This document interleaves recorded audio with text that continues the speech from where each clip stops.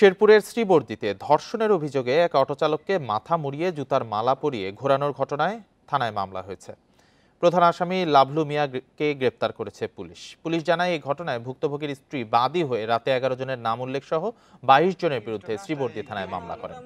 এই ঈদে জামা জুতো অ্যাক্সেসরিজের ডিসকাউন্ট। এর আগে এই ঘটনার একটি ভিডিও সামাজিক যোগাযোগ মাধ্যমে ভাইরাল হয়েছে। ভুক্তভোগী অটো চালক বর্তমানে জেলা হাসপাতালে চিকিৎসাধীন। পরিবারের সদস্যের দাবি, অটোরিকশার সিরিয়াল নিয়ে স্থানীয় লাভলুর সঙ্গে ওই অটোরিকশা চালকের বিরোধ চলছে।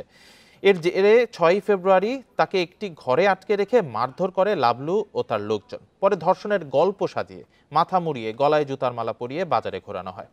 ঘটনার একদিন পর শুক্রবার জেলা হাসপাতালে ভর্তি করা হয় ভুক্তভোগী অটোরিকশা চালককে। এ ঘটনায় অভিযুক্ত লাভলুকে জিজ্ঞাসাবাদের জন্য হেফাজতে নিয়েছে পুলিশ।